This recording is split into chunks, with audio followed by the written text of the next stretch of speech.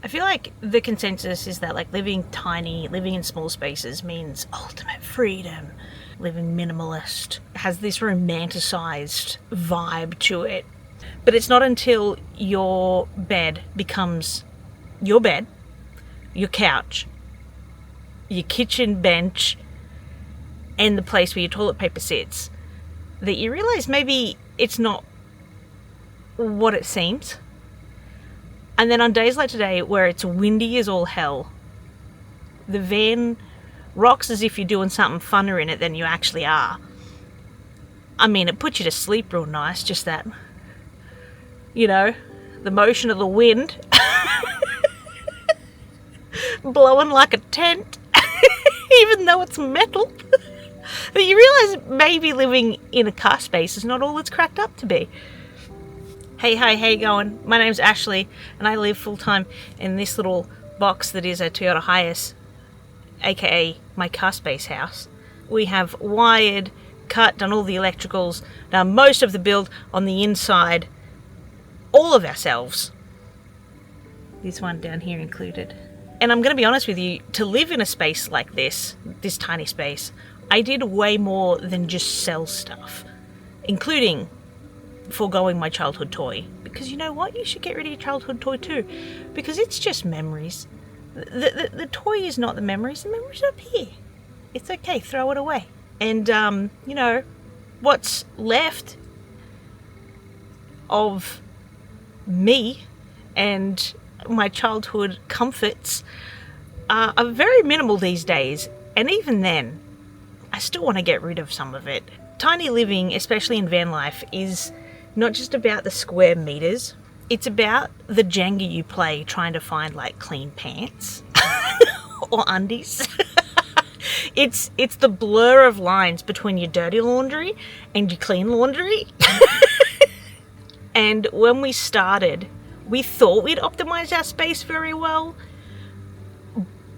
But, and I've said this before in other videos, but the way we had it set up when we first moved in nearly made me give up cooking completely, because we had a chest freezer and it was just not good. It was not good for a tiny space. And, you know, over the 2.5 years, I think it is, we've swapped out a ton of stuff. Like, we've got the filing cabinet. Instead of like trying to build our ultimate kitchen, we just went with the easy option and went with a filing cabinet. We've obviously gone an upright fridge over the horrible idea that is a chest freezer, unless you're in a 4-wheel drive and you're camping on the outside or in a rooftop tent. A chest freezer is horrendous. And even then, I'd still recommend an upright freezer or fridge freezer or combo thing, you know what I mean? But I gotta be honest with you, creaky bed, still here because just because of me. I have been too lazy to buy the wood. It's just been a big job and I just haven't done it yet. Sorry, neighbours in the free camp I'm at, creaking every time I turn over. For some reason it's much louder on the outside than it is on the inside. It's very strange. And like in a house, if it was like super windy, I'm gonna be honest with you, I hated the wind in a house. Because look, I rented, so the houses were not like top tier quality in the first place. So there'd always be creaks or like gaps in a windowsill somewhere, so you'd do the whoo every time a gust went past. I absolutely hated it, and it made me not feel safe. But in a van, the wind howling almost like reminds me that I'm not stuck in a house. Even though I'm still stuck in the van, it just hits different. It's more like, oh, I'm in nature. That makes sense that the wind is blowing my house around. Where like in suburbia, nature seems to be like that other place, that other thing. It's not, I don't know if that makes sense, but that's how it felt to me. Like, despite the wind being quite cold, for a Queenslander, the sun is so hot. So like, the wind is cold enough to wear track pants, but spend like 3 minutes in the sun, you're sweating. It's very bizarre, very strange Queensland weather. Because we have to spend most of our time inside, because the wind is just horrendous. You know, the sun coming in the door without the wind coming through because we've got the window. Super nice, super lovely.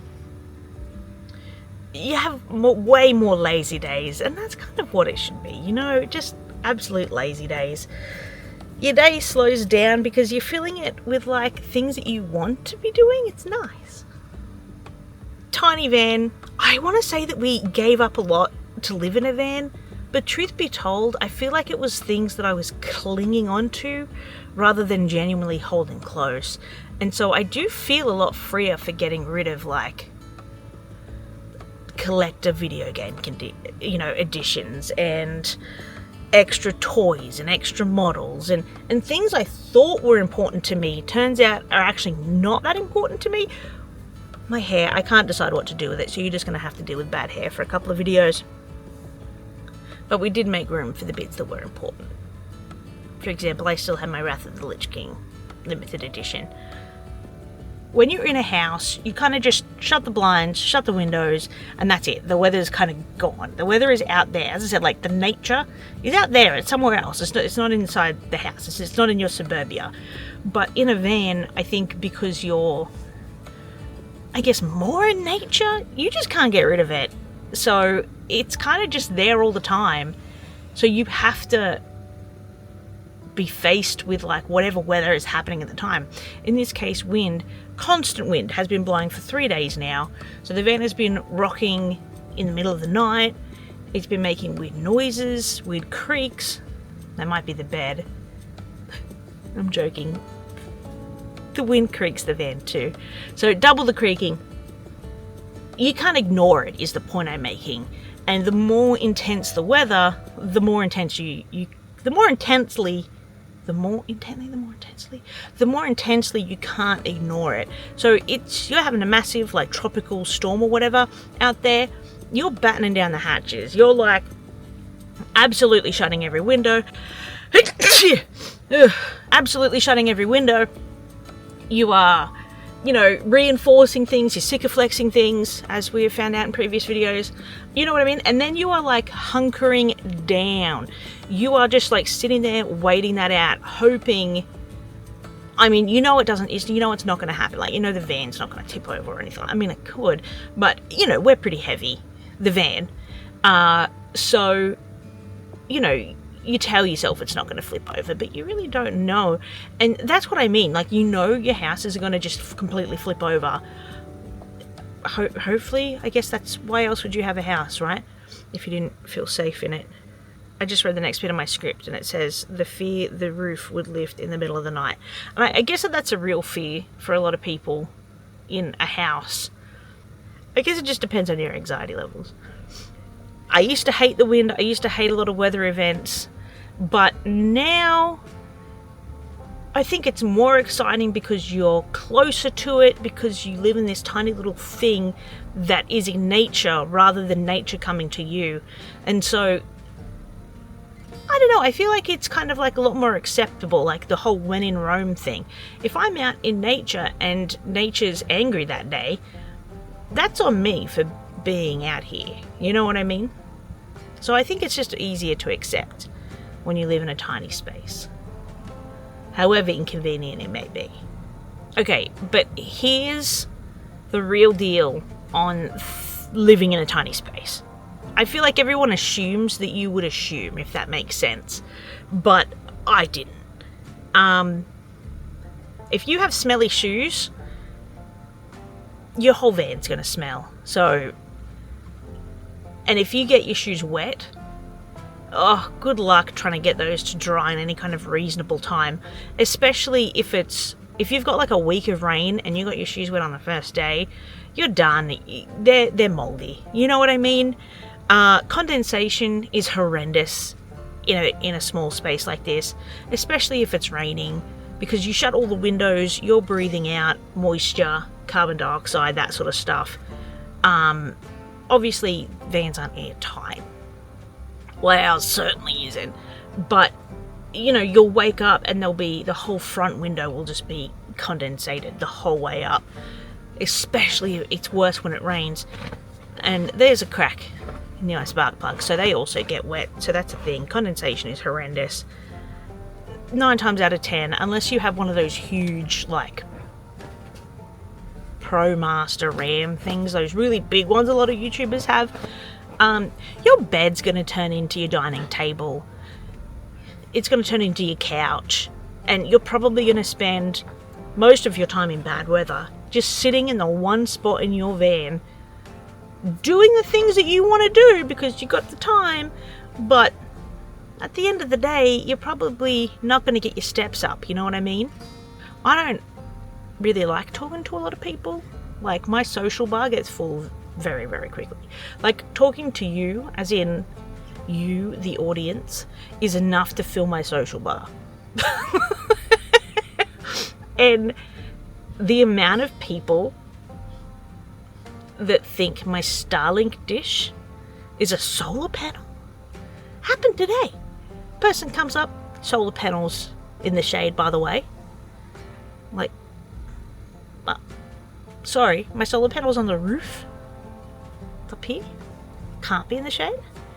And it's like, oh, are you thinking of the internet dish? And they go, nah, the solar panel. No, that's a satellite. That's like an internet. It's a satellite internet. He goes, oh, it looks like a solar panel. Like, okay.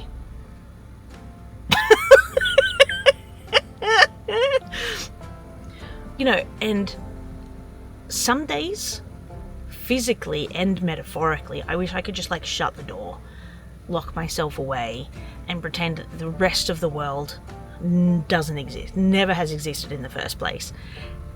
And in a house, you can kind of do that. You can shut all the blinds, shut the door, and no one's really going to bother you. And in a van, you kind of just can't do that in the same way because you're out in the open all the time. As I said, you're in nature. You're not locked away, protected by your front or your backyard or your border fence or whatever. You're just there.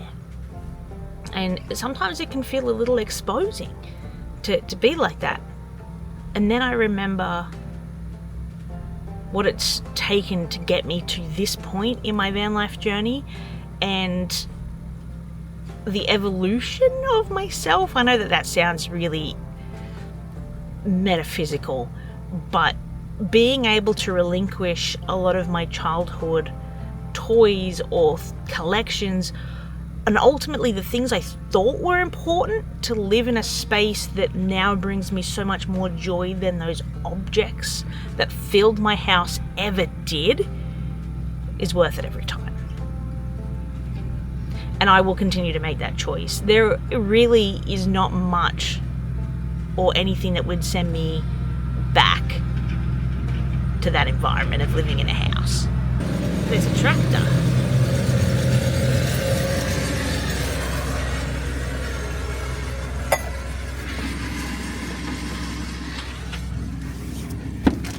Hang on, I'll get out to show you.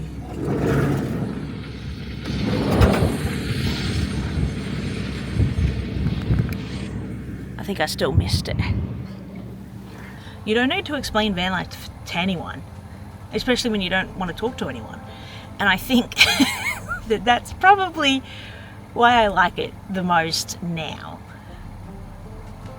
I do think it's hard when you start to kind of get used to that expectation that people will just think you're homeless or you're bludging or you're down on your luck, because a lot of people are not going to understand why you wouldn't want to live in a house or why you value time over money and working a 9-to-5 job. And it's okay that they don't understand. They don't have to. It's not their life, it's your life. And as long as you're happy doing it, that's all that matters. And when you live this way, you don't have to explain it. There's no need, because you're the only one living in it. Here are some things that I would personally do a little bit better. Honestly, would have been like to have been more prepared for cutting into my roof. If you are about to cut into your van roof, or any kind of car roof for that matter, do your research properly. Make sure you do research into how to water seal that correctly. because it's an absolute pain in the butt if you need to change it again. So the link to that video is down below. Also, I think I fixed it. Number two rather, invest in a good solar setup. Getting a good solar panel, getting a good Victron controller, getting good cables is worth more time and effort than you think, and it will save you heartache, pain, sleepless nights if you just do it overkill from the get-go. If you would like to see what I've got, there are affiliate links down below that should link out to each country, so if you do click them, it should take you to your local Amazon page to see what I've got, so don't be afraid to click them. So yeah, so today is super windy, the birds are struggling to stay on the lake. My coffee goes cold way too fast. You've had 3 coffees today. Yeah, and they've all gone cold too fast. Why do you think I've had 3? I made every single one of them, okay? They're too cold. You know, sometimes the mosquito curtain gets a bit annoying because it keeps flapping in from the wind, but that's all right. You know, we get a lovely nice rock up in the middle of the night from the wind. Nana loves it. Nana sleeps very soundly all day. And my whole life fits into a car park. I guess at the end of it, probably some tiny small regrets and some very big lessons.